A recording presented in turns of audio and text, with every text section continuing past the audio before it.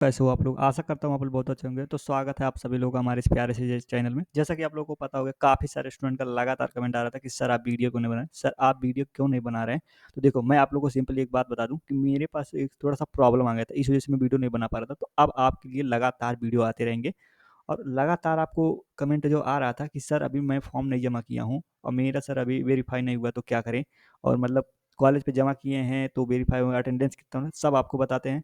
बहुत सारे स्टूडेंट लगातार कमेंट आ रहा था कि सर 2026 में जो 2024-25 में 25-26 में जो आपका लॉगिन कैसे किए उसको मैं आपको बताने वाला हूँ। तो चलिए शुरुआत करते हैं। तो सिंपली क्या कर लेना, आपको अपने मोबाइल सिर्फ मोबाइल से अपने, अगर आपके पास मोबाइल है या लैपटॉप है कुछ भी है, तो सिंपली आपको क्या कर लेना, अपने सिंपली आपको अपने लैपटॉप या मोबाइल में सिंपली आपको क्या कर लेना, टाइप कर लेना वहाँ सिंपली यूपी स्कॉलरशिप। ठीक है, जैसे यूपी स्कॉलरशिप जैसे सर्च करेंगे तैसे आपका कुछ इस प्रकार का इंटरफेस ओपन हो जाएगा। अब इस प्रकार का इंटरफेस ओपन होने के बाद सिंपली आपको इस ऊपर वाले पे क्लिक करेंगे। जैसे आप ऊपर वाले पे क्लिक करेंगे तैसे आपको कुछ इस प्रकार का इंटरफेस ओपन होगा। ठीक है, इस प्रकार का जब आपका इंटरफेस हो उसके बाद क्या करना है, सिंपली यहाँ आना है। ठीक है, यहाँ आप लॉगिन करने का माध्यम तो बहुत सारा है। ठीक है, या एक माध्यम तो आपको यहाँ से भी कर सकते हैं। ठीक है, एक यहाँ से, ठीक है, यहाँ से भी आप कर सकते हैं। ठीक है, और यहाँ से भी आप कर सकते हैं लॉगिन। ठीक है, ये 2024-25 जो काफ़ी सारे स्टूडेंट ऐसे थे जिनका पैसा 2024-25 में नहीं है, तो यहाँ से आप चेक करके अपना पता कर सकते हैं कि फाइनली हमारा पैसा अभी तक भेजा गया या नहीं। अब यहाँ नए स्टूडेंट की मैं 2025-26 की मैं बात करूँ तो नया रजिस्ट्रेशन जो काफ़ी सारे स्टूडेंट का न्यू रजिस्ट्रेशन है, अगर आपने आप फॉर्म अभी तक नहीं भरा है तो आप यहाँ न्यू रजिस्ट्रेशन करके फॉर्म भर सकते हैं। ठीक है, फॉर्म उसके बाद क्या करना, अगर आप सिंपली मैं आपको बताने वाला हूँ कि आपके लॉगिन कैसे करेंगे। तो अगर आप फ्रेश स्टूडेंट है, नया फॉर्म भरें, मतलब नया कहीं एडमिशन हुआ है, तो आप यहाँ क्लिक करेंगे।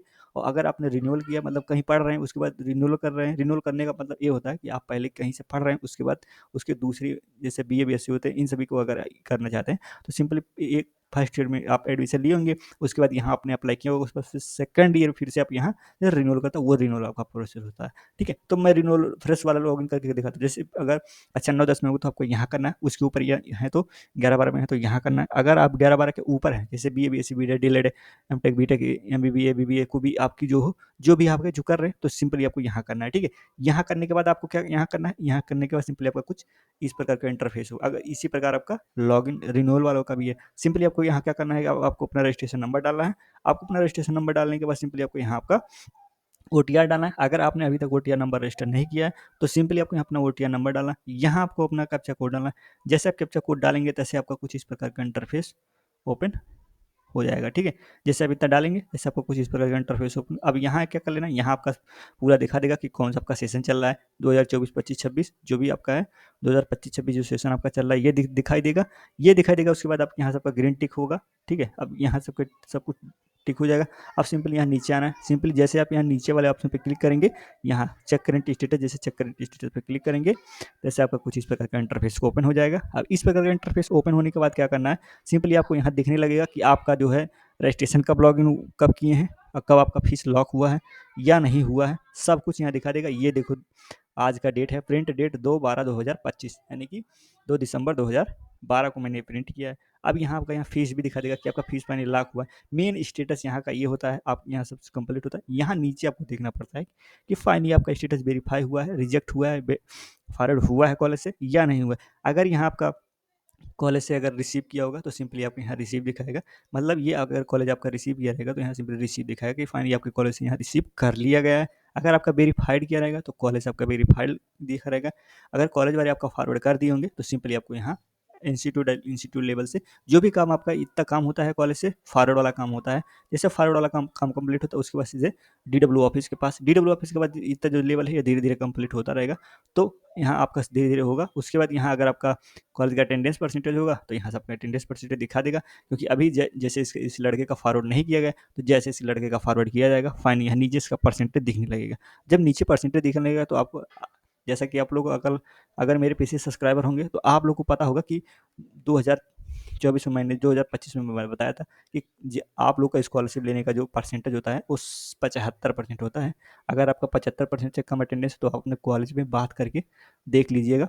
74.559 नहीं होना चाहिए, 74 या 74.99 भी नहीं होना चाहिए। 75% अगर 1% कम हुआ तो समझो आपका स्कॉलरशिप तुरंत रिजेक्ट कर दिया जाएगा। और अगर आपका कॉलेज अभी वेरीफाई नहीं हुआ है तो परेशान नहीं होना है। अभी इसका बहुत सारा डेट है।